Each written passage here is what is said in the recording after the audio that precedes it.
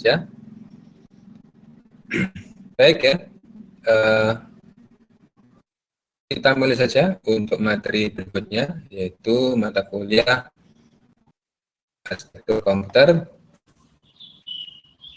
Nah, untuk yang belum bergabung, silakan diberitahu temannya untuk bisa bergabung, dan akan kita mulai saja untuk materi yang berikutnya ya.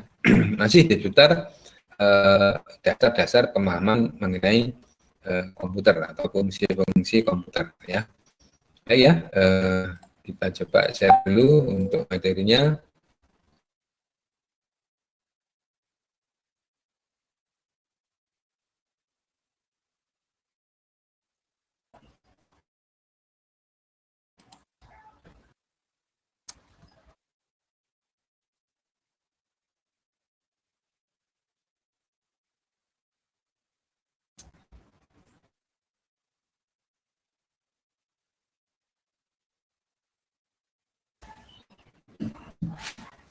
Ya, kita mulai.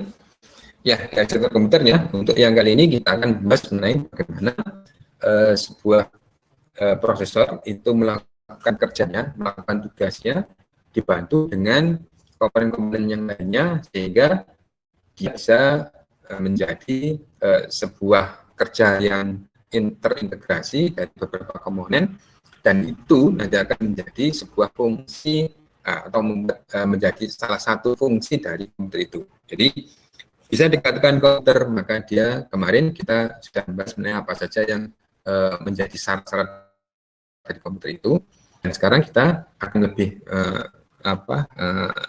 detail lagi membahas bagaimana sebuah proses yang dilakukan oleh komputer itu, atau bagaimana cara kerja komputer itu bisa kita amati ya, kita pelajari ya.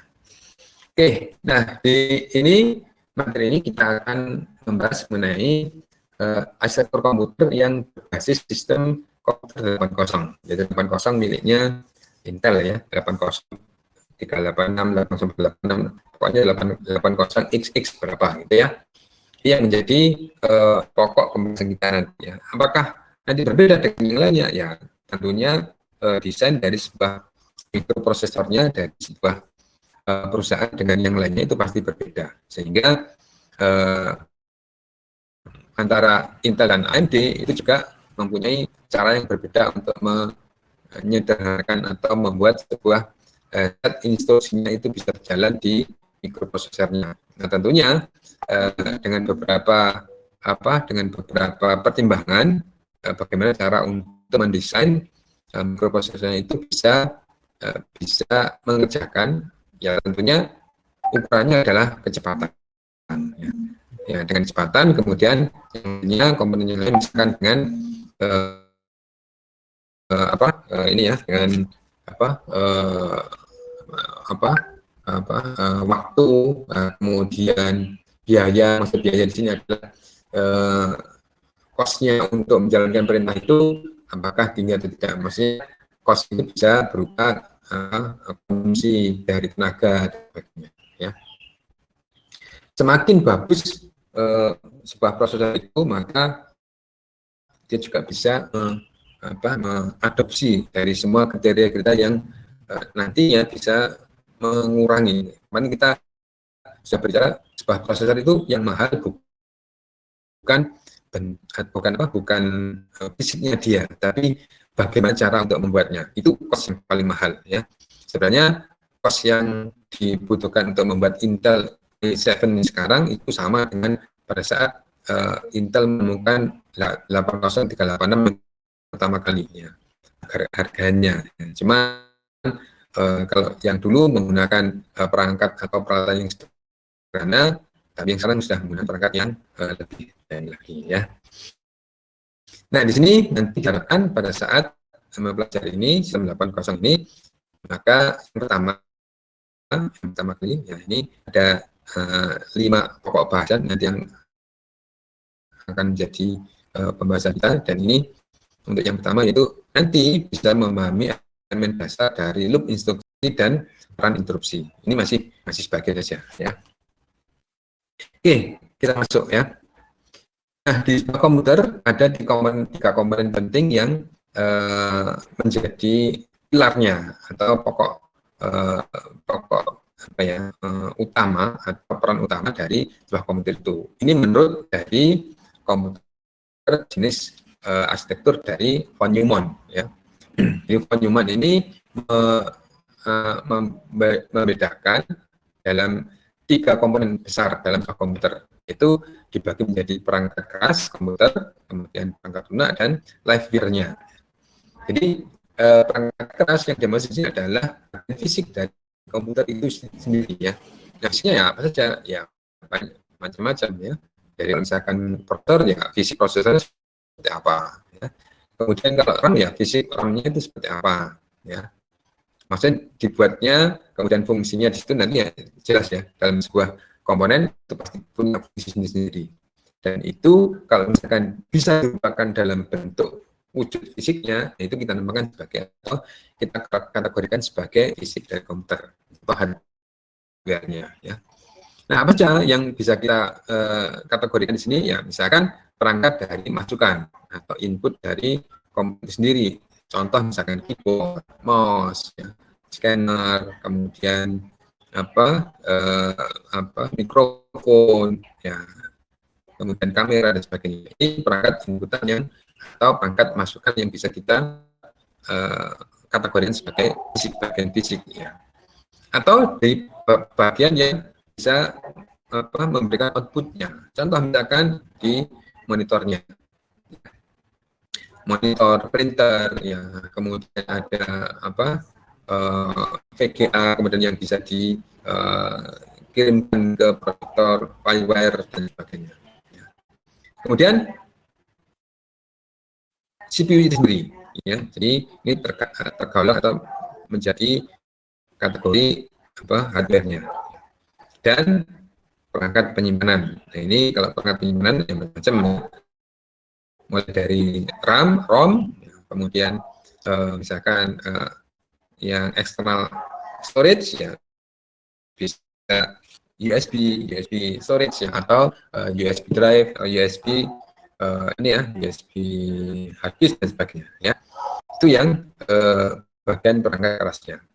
Nah, kemudian yang lainnya yaitu dibagi menjadi yang dua, yaitu perangkat lunak komputer ya. Nah, perangkat lunak komputer itu apa? Ya, perangkat yang selain dari hardware tadi yang kita kategorikan sebagai perangkat lunak. Nah, apa saja yang masuk menjadi kategori perangkat lunak ini? Nah, kita bisa membagi menjadi dua kelompok besar, yaitu operating system itu yang digunakan untuk menjalankan komputer, ya, katakan menjalankan komputer itu menjadikan dia siap untuk diberikan perintah. Nah, sebenarnya komputer kalau misalkan kita nyalakan, kemudian kita disodori dengan desktop, kemudian ada form untuk mengisi ID dan passwordnya, itu sebenarnya adalah komputer siap untuk menerima perintah. Yang pertama perintah yang diterima apa? Ya, itu dia menerima masukan berupa tulisan, ya, ID dan passwordnya. Nah, setelah itu baru akan dikirimkan ke bagian yang lain. Ya, artinya itu juga merupakan suatu perintah internal sendiri. Jadi perintah yang pertama yang kita gunakan untuk menghubungkan dari dunia usernya, kemudian masuk ke interfacing, namanya interfacing dari dunia user ke dunia komputernya. Nah, kemudian masuk ke dunia komputer itu juga melakukan beberapa instruksi internal yang dilakukan di komputer. Ya. Nah, nanti kalau misalkan sudah diterima, kemudian diterjemahkan, ya, diinterpretasi, kemudian dia akan menjalankan sesuai dengan perintah yang dia terima. Ya.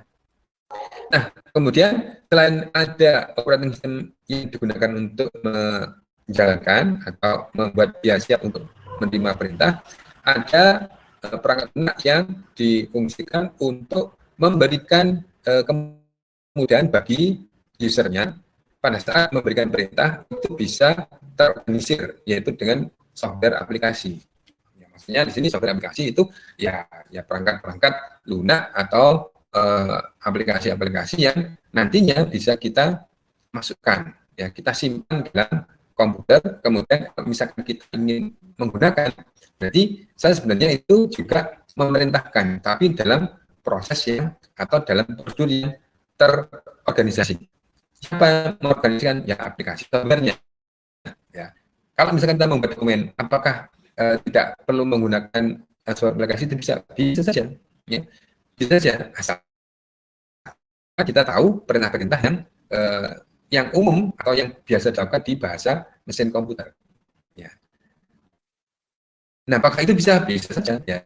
Cuma kalau misalkan kita langsung terjun untuk memerintahkan dengan level bahasa mesin, kita akan kesulitan. Nah, kemudian di mana? Memang di komunikasi kita adalah menggunakan bahasa yang high level, bahasa yang tingkat tinggi, ya. Mempunyai ya banyak konotasi, banyak semantik dan sebagainya itu di bahasa kita. Nah, tapi kalau di komputer bagaimana? Komputer hanya mengenal 0 dan 1 saja nanti kalau misalkan sampai ke level prosesor. Ya. Jadi nanti cuma mengenal 0 dan 1 saja. Nah, bagaimana cara untuk memerintahkan kita bisa membuat 0 dan 1? Nah, itu nanti yang kita bahas ya. Bagaimana sebuah penerjemah, ya, sebuah interpreter itu bisa memberikan solusi perintah-perintah yang dikirimkan oleh si user kemudian bisa diterjemahkan dalam perintah komputer. Ya. Kemudian yang berikutnya, komponen yang satunya yaitu liveware. Liveware ini adalah penggunanya. Nah, dulu memang cuma dikategorikan hardware dan software saja, tapi tidak seperti itu. Nah, sekarang liveware karena memang di usernya tidak hanya sekarang ya, untuk yang sekarang usernya itu tidak hanya memakai saja, tapi juga bisa memberikan instruksi-instruksi yang nantinya bisa menjadikan komputer itu lebih optimal atau lebih berfungsi yang lain. Ya, sekarang sudah banyak ya user itu menambahkan beberapa script sehingga komputer itu bisa berjalan ya, tanpa adanya sadat yang sesuai dengan yang dipakai di komputer itu sendiri, tapi bisa memberikan manfaat yang lebih dari cuma standar saja yang komputer yang kita gunakan. Nah, apa saja yang dikatakan itu ya banyak ya, misalkan orang membuat sebuah script sehingga nanti script itu bisa misalkan menghapus dengan sendirinya, kemudian membersihkan dengan sendirinya, memberikan atau memberikan notifikasi kalau misalkan ada dan sebagainya. Itu nanti bisa diamankan oleh usernya atau dilakukan sebagai bagian dari liveware-nya.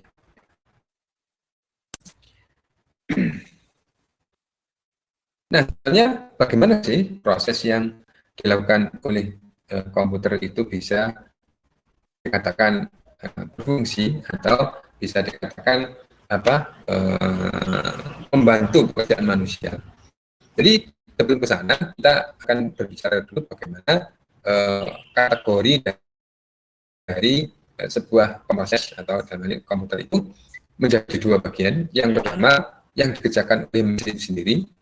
Jadi yang dikerjakan oleh mesin sendiri adalah bagian dari hardware komputer yang bertujuan untuk memproses ya, tanpa ada bantuan dari yang selain hardware itu.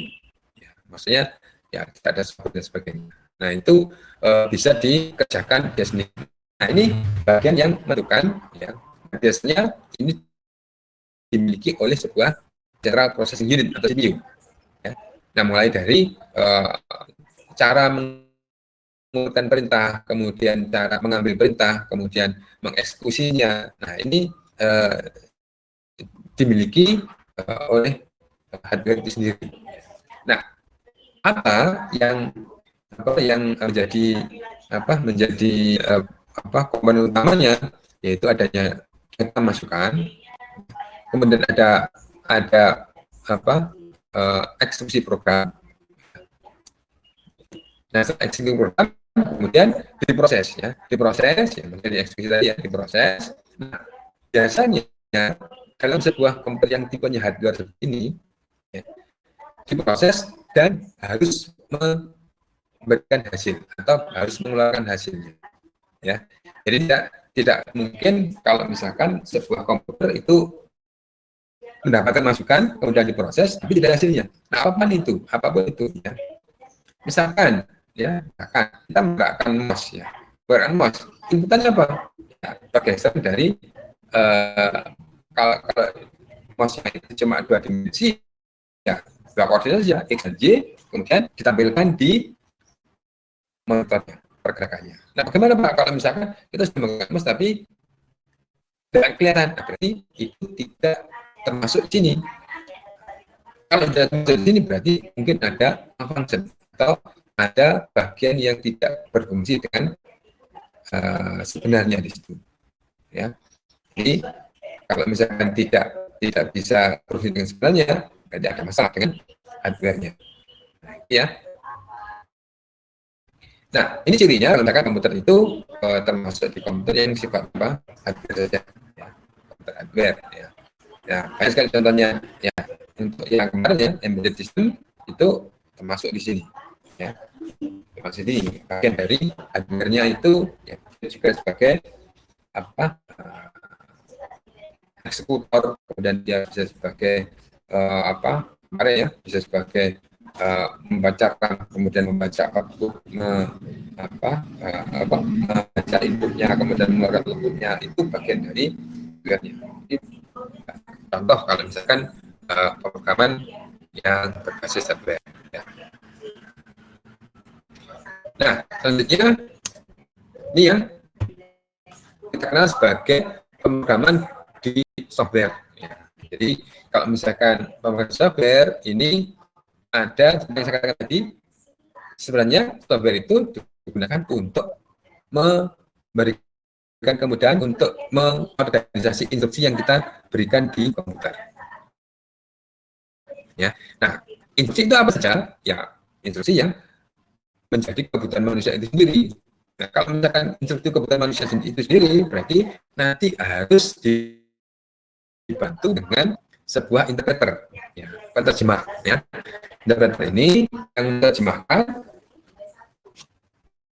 perintah-perintah yang dilakukan oleh usernya itu, kemudian bisa diberikan atau bisa dimasukkan ke perintah-perintah yang berdasar hardware tadi. Ya. Nah, kemudian baru dia akan melakukan satu proses atau eksekusi dari perintah tadi, ya tentunya menurut cara dari bahasa komputer itu. Yang kita memasukkannya itu adalah atau instruksi kita kumpulkan dalam sebuah organisasi dari aplikasi, misalkan katakanlah itu adalah Microsoft Word misalkan, yang nantinya outputnya akan menghasilkan presentasinya itu adalah mendapatkan sebuah docx atau data ya, data dengan docx ya. Berarti nanti perintah-perintah itu disimpan atau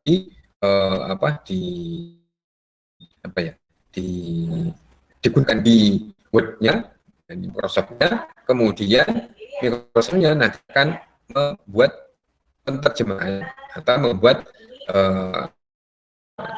translasi dari perintah yang dibuat oleh usernya itu, kemudian bisa digunakan di komputernya.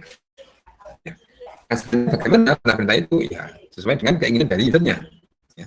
Nah, keinginan usernya apa? Misalkan cetak tebal, ya, kemudian dibuat miring, kemudian ditambah enter, kemudian tambahkan gambar dan sebagainya. Itu adalah kumpulan dari perintah sebenarnya. Jadi sebenarnya kalau kita sedang menggunakan aplikasi, ya sebenarnya kita sedang mengorganisasikan sebuah urutan perintah. Nah, urutan perintah ini nanti akan diterjemahkan. Ya, kalau misalkan cuma sekedar sekali 2 kali perintah saja, nah itu bisa langsung ditekan. Tapi misalkan urutan buahnya ini gimana? Ya, kita tahu fungsi komputer itu sebaik mungkin itu komputer yang tanpa jeda atau real time. Ya. Tanpa jeda berarti perintah yang kita lakukan pun itu juga jangan sampai banyak jedanya. Ya, maksud banyak jeda itu ya kalau misalkan kita perintahkan antara perintah satu dan berikutnya itu tidak menunggu komputernya. Nah, biar tidak menunggu tadi, buatlah sebuah software aplikasi. Ya. Nah, software ini nanti akan membuat komputer itu menjalankan sesuai dengan urutannya. Bagaimana cara membuat urutan nanti yang dibahas sih, bagaimana cara untuk sebuah prosesor itu atau sebuah proses dilakukan di sebuah prosesor ya. Nah, karena urutan tadi yang dipernah tadi adalah ada dua komponen yang utama, yaitu bagian interpreter atau penerjemah, kemudian dimasukkan ke jaringan posnya, maka biasanya komponen inilah yang kita namakan sebagai sebuah CPU. Jadi Central Processing Unit yang mulai dari menerjemahkan, kemudian dia bisa mengirimkan sinyalnya ke prosesornya atau bagian memproses ya, dengan menggunakan algoritma yang dipakai di prosesornya ya. Ini yang kita namakan bagian di CPU ini ya.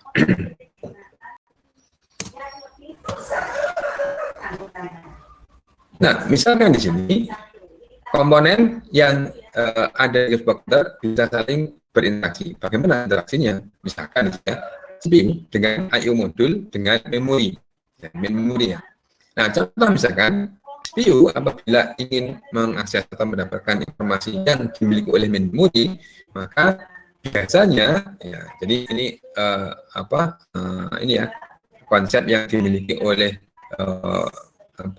komputer 80 itu adalah peran dari, jadi ada memori address registernya dan memori buffer registernya ini berperan untuk memberikan fasilitas ke CPU-nya. Jadi kalau misalkan di memori address-nya ini yang bertugas untuk memberikan lokasi, ya, lokasi alamatnya. Dan MBR atau memori buffer registernya ini sebagai tempat untuk penyimpanan atau buffer. Nanti kan dibahas ya. Jadi ada MAR-nya, kemudian ada MBR-nya. Jadi MAR ini tujuannya adalah menunjuk alamatnya, sedangkan MBR-nya ini bertugas untuk menyimpan sebagai penyimpan datanya. Nah itu kalau misalkan interaksi antara memori dan CPU, biasanya masuk di MAR dan MBR. Demikian juga kalau misalkan ini dihubungkan dengan beberapa perangkat input-outputnya, I/O-nya. Jadi kalau misalkan di I/O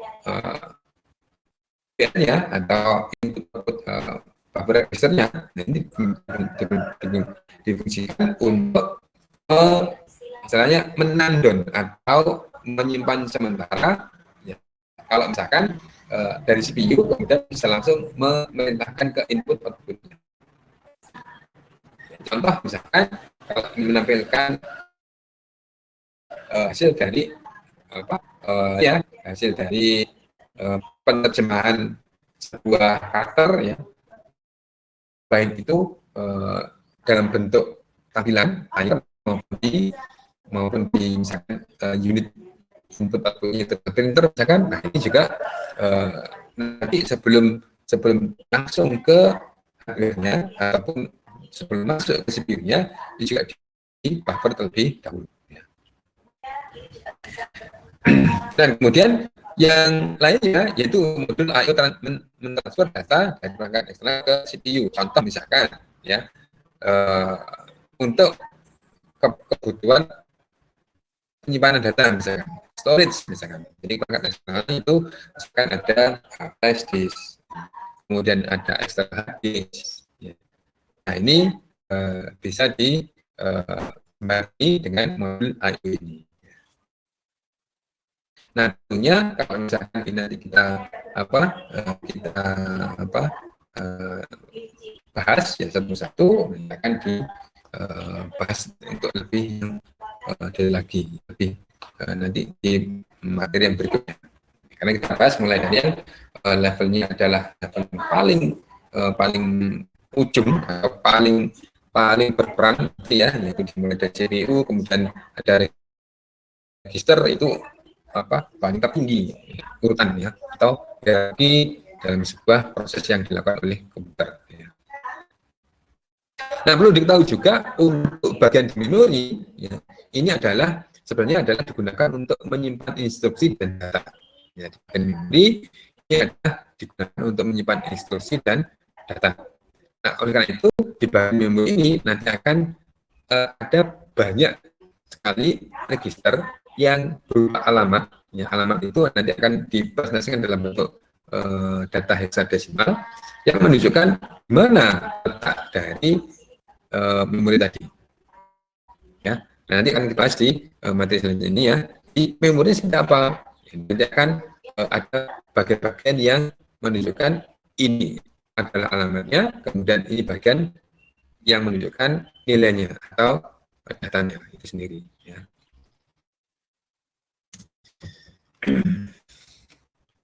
Yang tadi kita singgung ada beberapa register yang ada di komputer. Nah, di komputer kalau yang kita pakai yang kosong, yang kita pakai 16 bit ya. 16 bit untuk penyimpanannya ya, kita bisa membaginya menjadi 4 bagian register ya. Jadi yaitu yang dinamakan sebagai register AX, terdiri dari AX high dan AX low ya. Nah, register ini adalah yang berfungsi untuk menyimpan dan membaca data yang berhubungan dengan hasil aritmatik ya, yang meliputi perkalian, pembagian, penjumlahan, dan pengurangan atau yang kita singkat menjadi kapataku ya, kali, bagi, tambah, dan kurang ya, kapataku ya. Karena setiap general purpose register memiliki register high dan low, maka dengan sebagai kalau low ya L, kalau high ya AH. Nah, kemudian yang berikutnya ada register BX atau base register. Sama dengan register X ada high dan low, itu yang base high dan base low. Nah, fungsinya untuk apa? Nah, fungsinya register base address ya, memiliki kemampuan untuk dapat menulis atau ya mengambil data secara langsung dari atau ke memori. Ya, jadi sebelum dimasukkan ke ini ke AX ya, base register ini yang menjembatani. Ya. Khusus untuk dari register yang ada di AX ini ke memori, ini dijembatani oleh BX ya. Jadi ada base-nya, base registernya, kemudian nanti setiap memori membaca dari tadi ya AX, kemudian ke BX ini masuk di base register terlebih dahulu. Nah, kemudian yang berikutnya ada register CX atau counter register. Ini berfungsi untuk menyimpan jumlah lompatan pada loop yang dilakukan oleh mikroprosesor. Jadi nanti ada bagian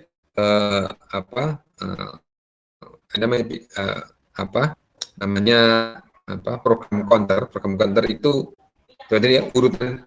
Sebenarnya kalau misalkan kita membuat suatu program, sebenarnya program itu adalah urutan instruksi ya.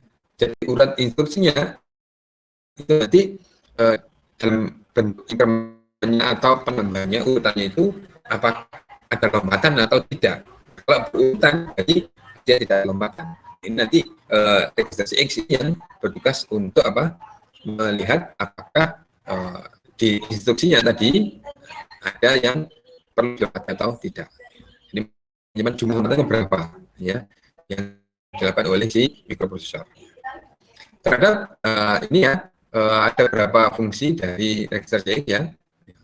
Yang pertama adalah operasi pencacahan untuk operasi loop, kemudian pencacahan untuk operasi shift dan rotate. Ya, loop ini loop berarti muter ya, loop itu muter terus. Ya. Kemudian kalau shift dan rotate, ya shift ini geser, kalau rotate itu putar ya, bersama dengan itu beda ya. Kalau rotate itu dibalik ya, yang tadinya hadap depan kemudian hadap kanan, nah itu hadap belakang, nah itu rotate-nya. Misalkan urutannya 1, 2, 3 kemudian di rotate menjadi 4, 3, 2, 1, nah itu itu apa yang penting. Nah, kalau shift bagaimana?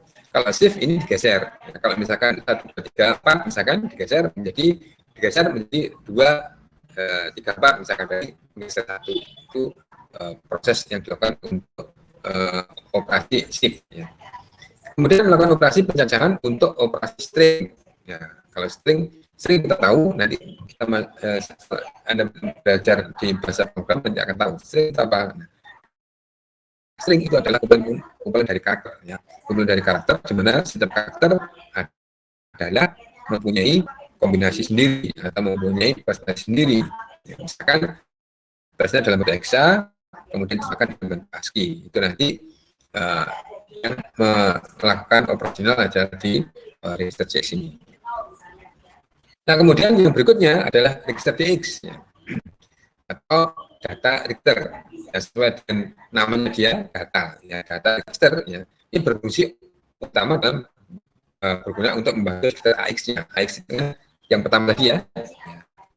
Jadi AX yang pertama yang difungsikan untuk menjembatani, ya, ke prosesornya. Ya, di antaranya yaitu membantu register AX dalam melakukan operasi aritmatik, ya, terutama untuk operasi perkalian dan pembagian sebesar 16 atau 32. Nah, kemudian menyimpan data hexadesimal dalam bentuk kode ASCII di register DL. Nah, setelah diproses kemudian disimpan dalam bentuk ASCII, dimasukkan ke register dalam bentuk DL, ya. Dan tambahkan di layar monitor dan juga menyimpan serta menampilkan nama port pada operasi portnya. Nah, nanti kalau misalkan jadi ini apa register data itu, nah ini kaitannya dengan sudah mesin. Kalau high berarti masih ada kaitannya dengan logik. Ya, logik itu di kapataku tadi, ya, lagi aritmatik yang dilakukan dari AX, ya, kapataku. Ya. Kalau sudah masuk ke low, berarti ada kaitannya dengan proses untuk menuju ke hardware, ya, dan diterjemahkan dalam bentuk apa nomor port atau nomor operasi.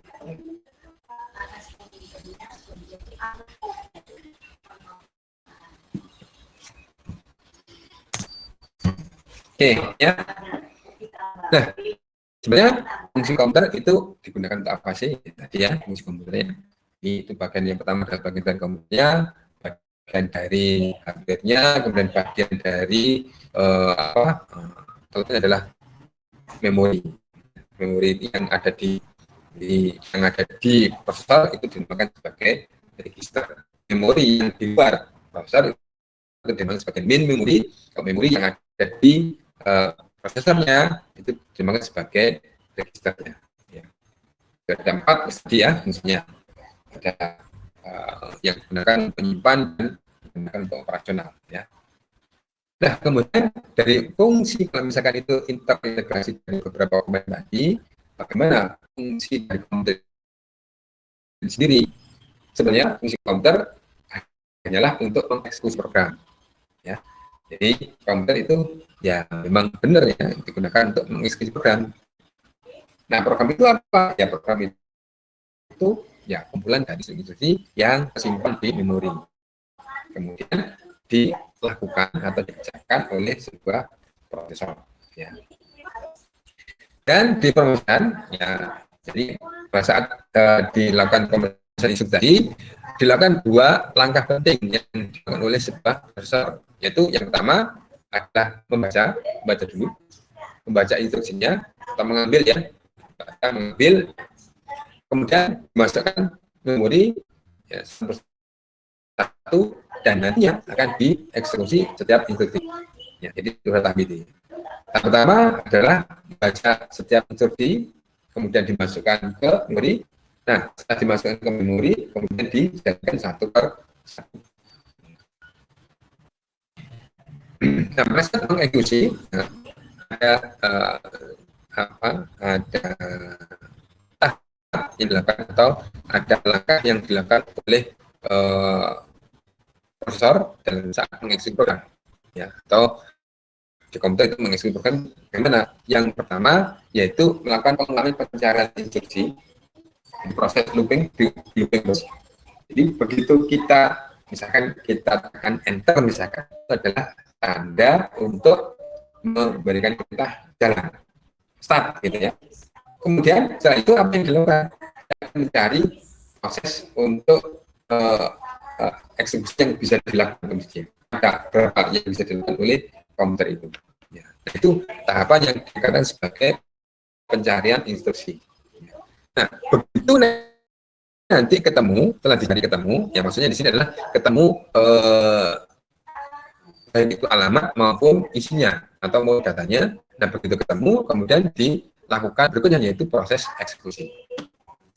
Jadi yang pertama adalah mencari, kemudian dia akan melakukan ketemu instruksinya, kemudian eksekusi instruksinya, kemudian kalau misalkan dari instruksi tadi sekali jalan, artinya sekali eksekusi selesai, maka dia berhenti, ya, atau sebagai hal, ya. Kemudian kalau misalkan dia masih belum berhenti, maka dia akan mencari lagi. Ya, makanya tadi ada proses adalah looping, ada pengulangan, di putar terus, ya, di looping untuk mencari instruksi berikutnya. Nah, setelah mencari instruksi berikutnya ketemu, ya dilakukan yang pertama tadi, ya. Cari, ketemu, eksekusi, kemudian cari lagi, looping lagi, ya. Sampai tidak menemukan adanya proses pencarian lagi. Nah, begitu selesai, kemudian hal ini maksudnya adalah selesai, finish, ya. Pada saat sebuah proses itu dilakukan. Ya. Nah, pemeriksaan yang diperlukan untuk satu instruksi disebut siklus instruksi. Ya, tadi saya katakan mulai dari start, pencarian instruksi, kemudian setelah cari ketemu, eksekusi, tidak ada yang lain, selesai. Nah, itu dinamakan sebagai satu siklus instruksi. Ya. Jadi satu siklus instruksi tadi, misalkan dari gambar ini ada start, kemudian fetch next instruction, ini mencari eksekusi berikutnya, ya. Kemudian dieksekusi, kemudian kalau misalkan ada yang dilakukan lagi, dia lagi. Kemudian diulang lagi, mencari lagi, eksekusi lagi, mencari lagi instansinya. Kemudian kalau selesai, nah inilah yang disebut sebagai siklus instruksi.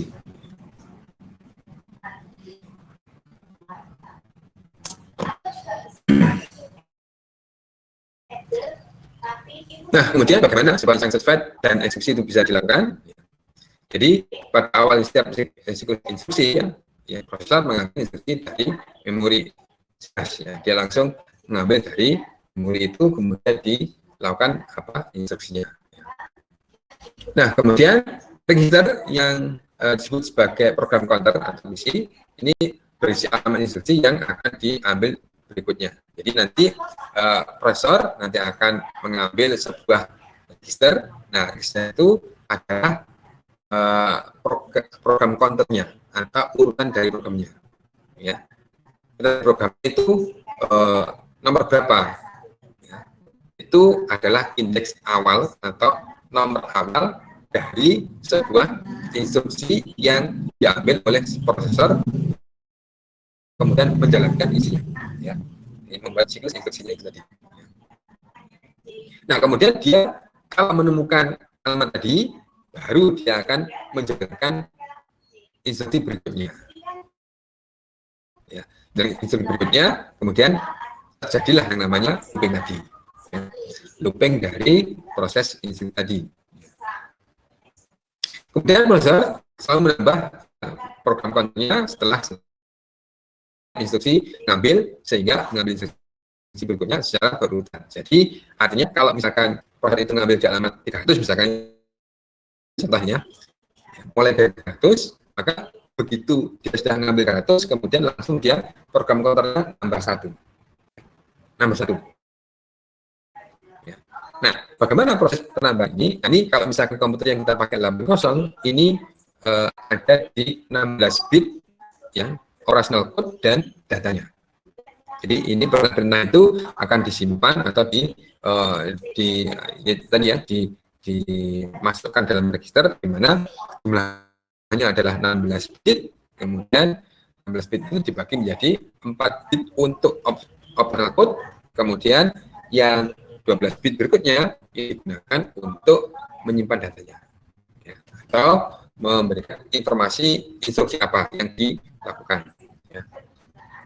Nah, oleh karena itu pada saat kita melakukan eksekusi dari sebuah proses yang misal ini mempunyai kombinasi dari kalau operasional code-nya itu sebanyak 4 bit, jadi 2/4.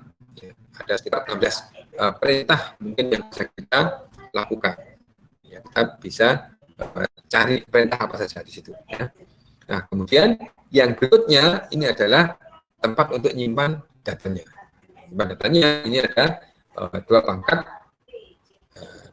Karena totalnya adalah 16 bit, berarti yang 4 bit digunakan untuk operasional code, kemudian yang 12 bit digunakan untuk datanya. Ya. Nah, karena itu nanti di ini ya di proses instruksi ini selalu dilihat apa saja yang dimiliki oleh setiap perintah tadi. Nah, yang pertama yaitu adalah mengambil instruksi dari yang namanya register instruksi, atau register instruksi ini disingkat menjadi IR, ya. Kemudian instruksi ini yang menentukan tindakan apa yang harus dilakukan oleh prosesor. Jadi ada optional code-nya apa di situ. Ya. Jadi kemudian selanjutnya ya di tindakan ini atau di proses untuk melakukan instruksi ini dibagi menjadi 4 kategori. Ya. Ada memori prosesor, kemudian ada prosesor I/O-nya itu sendiri. Nah, kemudian pemrosesan data. Nah, setelah pemrosesan data kemudian dilakukan kontrol. Kemudian memori prosesor, ya, data dapat ditransfer dari prosesor ke memori atau dari memori ke prosesor dengan menggunakan apa tadi? Jembatan X-nya, ya. Jadi PX, ya. Jadi sebelum melakukan yang ada di register AX, ya, aku tadi ini ada proses yang dilakukan yaitu untuk mengambil dan mengirimkan dari prosesor ke memori. Ya. Kemudian yang tadi ada I/O, jadi ada bagian yang memori, kemudian ada bagian yang di bawah tadi yang I/O. Ini dapat ditransfer ke atau dari perangkat perihal dengan mentransfernya atau prosesor dan modul I/O-nya. Ini yang ini ya, prosesor I/O. Kemudian pemrosesan data. Pemrosesan data dapat melakukan beberapa operasi matematik atau pada datanya. Ya, ini tadi ya, aku tadi. Ya. Jadi di prosesornya ada bagian yang mengolah. Nah, yang terakhir ini kontrol. Ya. Ini yang menentukan bahwa urutan eksekusi diubah. Misalnya, prosesor dapat mengambil instruksi dari lokasi 149 yang menentukan bahwa instruksi berikutnya berasal dari lokasi 182. Jadi ya, digunakan untuk melompat tadi, yaitu apa? CX, ya. Digunakan untuk apa? Register CX digunakan untuk melompat-lompat perintah-perintah yang ada di instruksi perintah, ya, atau yang di register perintahnya. Ya.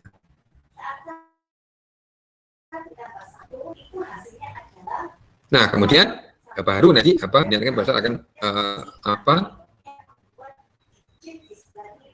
membuat ini ya, prosesornya akan mengingat fakta ini dengan detail per penghitungan program ke 182. Ya, jadi lompat langsung ke 182. Ya, jadi pada siklus pengambilan berikutnya instruksi akan menjadi diambil di lokasi 182, tidak lagi ke 1 setelah 449 dan 150 kan.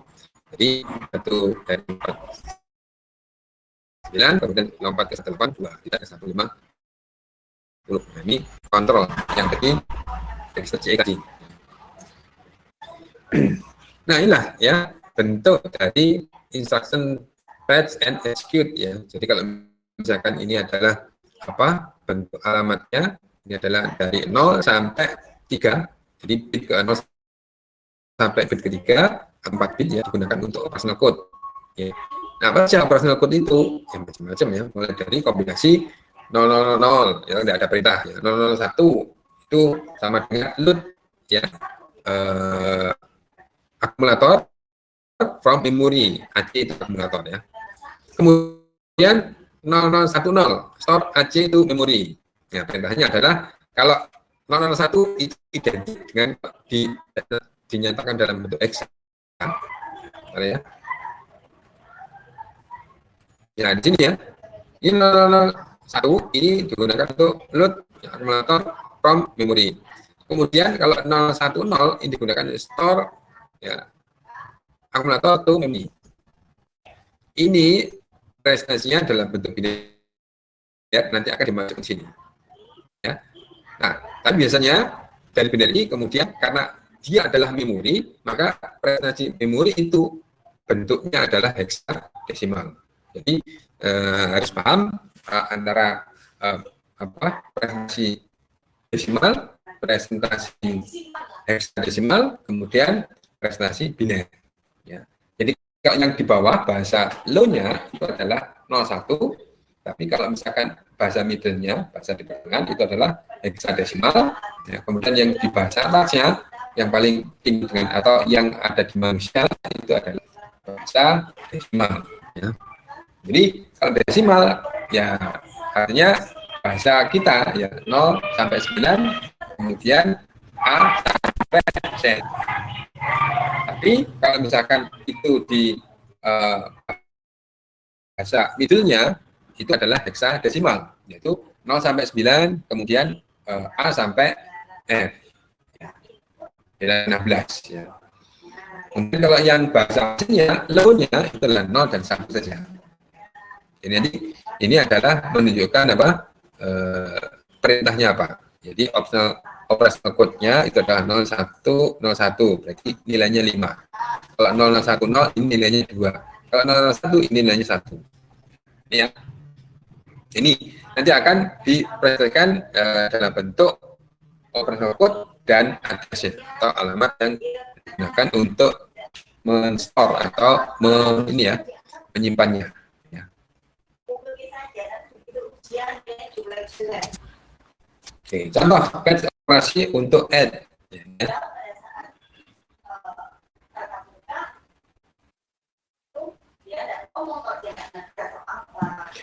Ya, ini dari gambar yang di kanan ini, ya, coba diperhatikan ya. Ini menjadi apa pemahaman yang mendasar. Ini nanti operasional komputer itu seperti apa, ya.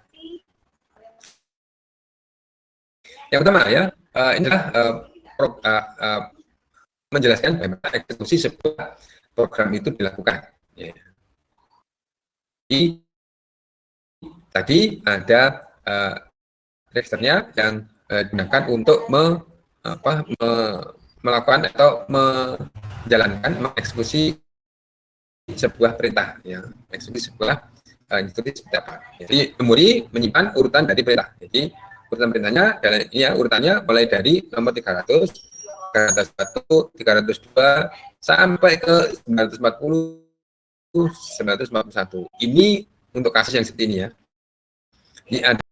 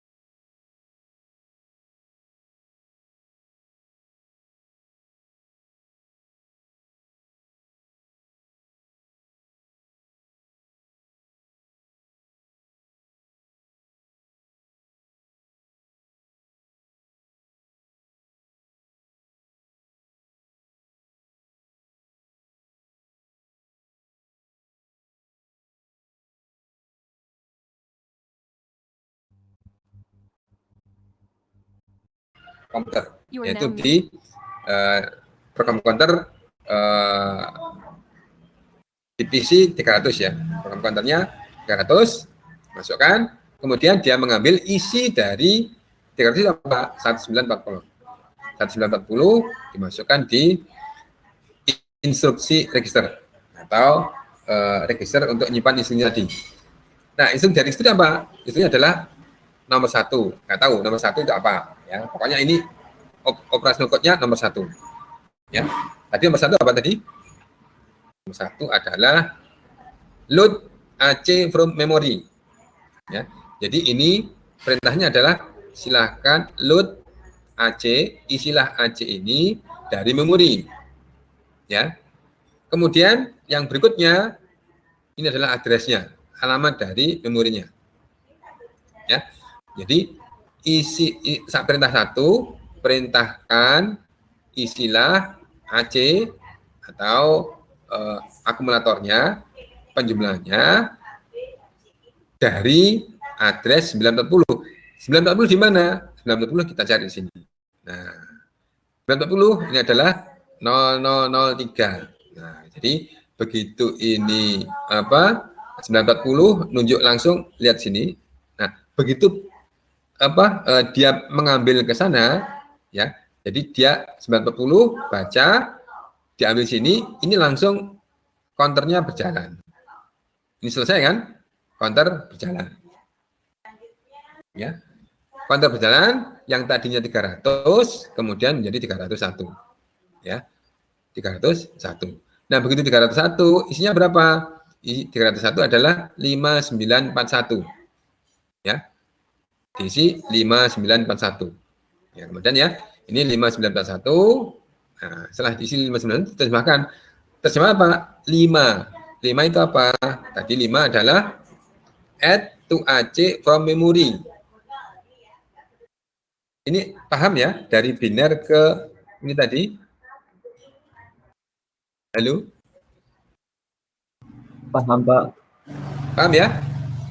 Jadi kode 001, kemudian kode 010 dan kode 0101 ini adalah kode untuk perintahnya atau operational code-nya. Operational code-nya itu seperti ini. Ini contohnya ya, contoh yang 3. Karena contoh karena operational code-nya itu adalah 2 pangkat 4 ya, ada 16 operasional yang bisa dilakukan. Tapi ini contohnya ini cuma 3 aja. Yaitu digunakan untuk load, store dan add. Atau boleh dibilang ini adalah proses untuk penambahan ya. Operasional penambahan ya. Jadi ini nanti sampai mana tadi? Nah, ini ya. Setelah mengambil 5941, 5 adalah perintahkan tambahkan 5 alamat dari 941. 941 perintahnya tambah 91 alamat di sini. 002. Nah, kemudian apa? Dari AC, jadi add akumulator dengan nilai dari 941. Nilai dari 001 ini adalah 2. 2 ditambah 3 sama dengan 5. Ya. Jadi 5, nah kemudian baru perintah berikutnya, yaitu ini kan tadi 302. Perintah berikutnya adalah 302 ada 2941. Perintah nomor 2 itu apa? Nomor 2, 0010 itu adalah store AC to memory. Nah, perintah berikutnya adalah ini perintah nomor 2, store AC to memory, yaitu dari store AC itu di sini 5 ke memori 941. Memorinya berapa? 941. Jadi hasil ini kemudian disimpan di 941. Oke. Ya. Nah, dari sini ada yang belum paham? Saya ingin bertanya, Pak. Ya, boleh, silakan. Itu kan apa namanya? 4 bit pertama itu kan untuk Pak ya, operation code Pak ya. Iya, betul. Karena 4 bit berarti dia maksimal informasi yang disimpan berarti ada 8 Pak ya, benar Pak ya? 16 dong. Iya 16 ya. Iya 16. Itu jadi apakah berarti opcode itu hanya ada 16 Pak? Atau ada selain dari itu? Iya, tadi kan di awal saya sudah saya katakan ini untuk operasional komputer BIS-nya adalah 80 ya. 80 maksudnya itu 80 berapa? Untuk yang umum, maksudnya umum itu ya komputer sampai ke sebelum Pentium ya. Belum itu bisa core ya. Ya itu pun bisa core ya. Sebelumnya kan belum. Nah itu prosesnya ini. Jadi standarnya seperti ini, perintahnya seperti ini. Ya. Jadi nanti kalau misalkan nanti sudah praktikum ini ya struktur komputer sudah praktikum ya? Sudah Pak. Sampai mana? Terakhir kemarin menyalakan seven segment Pak. Ya, 7 segment. Oh, 7 segment. Ya, 7 segment. Nah itu tadi 7 segment itu kan dia punya namanya juga 7 ya, berarti ada 7 segmen ya. Satu segmen dimasukkan dalam satu memori, sampai 7 memori nanti ya. Pasti itu ya. Ya. Benar enggak ya? Nah, Ya, itu benar. kemudian masing-masing itu nanti alamat untuk yang bagian yang misalkan ya, segmen-segmennya itu adalah bagian yang paling atas, kemudian kanan kiri, kemudian yang di tengah mendatar, kemudian kanan kiri bawah, kemudian yang bagian bawah itu nanti disimpan dalam sebuah alamat registrasi sendiri. Nah nanti bagaimana perintahnya? Perintahnya cuma 0 dan 1 aja. Perintahkan nyala atau mati. Nah kalau nanti kalau enggak off ya on. Kalau off itu misalkan dengan kesepakatan kodenya adalah 0, kemudian kalau nyala itu kesepakatan kodenya adalah 1, misalkan nyalakan misalkan di situ ya. Atau isi dari perintah itu adalah 1, berarti nyalakan kemudian alamatnya berapa di situ. Nah, ini sama bisa juga digunakan tadi dengan menggunakan register AC tadi ya. AC gunakan lompat-lompat ya, lompat-lompat berarti bisa mengatur segmen-segmennya itu sesuai dengan perintah yang dilakukan oleh si prosesor. Tuh. Nah, kalau nanti hanya 16 kode itu banyak loh. 16 kode itu nanti ya hanya kaitannya dengan proses yang dilakukan oleh si prosesor saja. Kalau misalkan itu bisa digunakan yang lain, katakanlah yang komputer modern sekarang yang kita pakai itu kan ada yang namanya graphical processing unit ya. Itu beda lagi. Itu nanti hanya khusus digunakan untuk mengeksekusi tampilan saja. Tapi untuk tampilan dasar yang berhubungan dengan algoritma, yang berhubungan dengan alunya ya, alunya tadi hanya dikerjakan di prosesornya saja. Nah, di prosesor ini langkahnya seperti ini. Ya. Contohnya di registernya itu dia cuma alamatnya itu terbagi menjadi 16 bit saja. 16 bit, di mana 4 bit digunakan untuk operasional code-nya, jadi kode-kode untuk melakukan operasionalnya. Kemudian yang 12 bit berikutnya ini digunakan untuk menyimpan alamat registernya, alamat memorinya lah, alamat dari yang ada di memori tadi. Ya. Nah gitu jadi. Berarti opcode itu hanya untuk yang operasi yang di CPU, berarti dia hanya logic dan aritmetik itu Pak? Iya. Jadi operasional itu aja. Jadi nanti. Ya ada sih. Nanti mungkin yang kemarin ada tabelnya gitu, yang presentasi kemarin itu ya, ada beberapa, tapi lengkapnya bisa dilihat di perintah-perintah dasar di presentasi yang berikut, yang sebelumnya itu ya, ada 80 itu ada 16 perintah ya, yang ada di ini, yang ada di instruction setnya. Instruction setnya itu ada 16 perintahnya. Itu yang ada di itu ya. Jadi ini nanti dipakai misalkan untuk pemrograman misalkan assembly, bahasa assembly itu nanti menggunakan ini. Jadi bahasa yang sudah mendekati bahasa mesin, ya. Sudah bahasa menengah, ya. Menengah maksudnya ini antara logik dan fisik. Ya. Jadi kalau fisik berarti benar-benar bahasa mesin, kalau tidak 0 ya 1, tapi kalau yang logik bisa memberikan logik, misalkan logik 0, logik 1 dan sebagainya. Nah, gitu ya. Nah, bagaimana yang lain?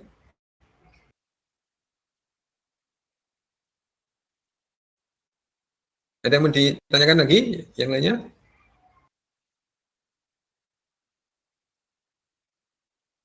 Nah, nanti perintahnya ini bisa bermacam-macam, bisa pengurangan tadi ya, kata takut tadi ya, kali, bagi, tambah, dan kurang, sesuai dengan perintahnya. Nah, mungkin nanti kodenya ada disuruh menggeser, shift, ya, atau rotate, atau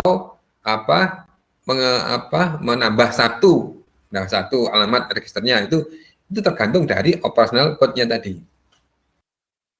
Nah, cara menjalankannya, dia akan melihat urutan dari yang ada di memori tadi. Urutannya adalah perintah nomor 1, 2, 3 sampai perintah ke N. Jadi 6 step ini yang perintah dasar yang digunakan untuk melakukan operasional di prosesor.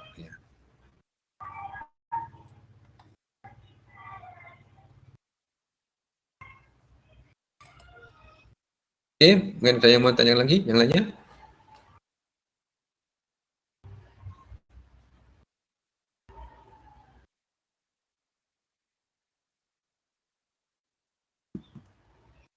Tidak ada? Oke, nah kalau tidak ada, dah itu dulu untuk materi ini.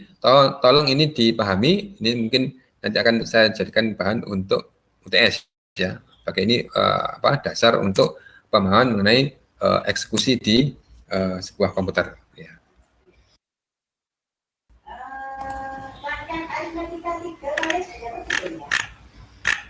Lagi ya? Ada yang menanyakan lagi? Diskusi lagi?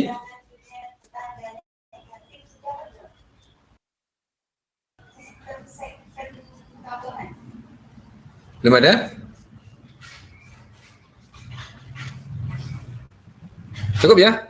Kalau gitu kita akhiri dulu. Kita akan lanjut ke materi berikutnya minggu depan. Terima kasih atas perhatiannya. Dan saya sampaikan Assalamualaikum warahmatullahi wabarakatuh. Selamat pagi ya semuanya. Waalaikumsalam, Pak. Waalaikumsalam. Waalaikumsalam warahmatullahi wabarakatuh.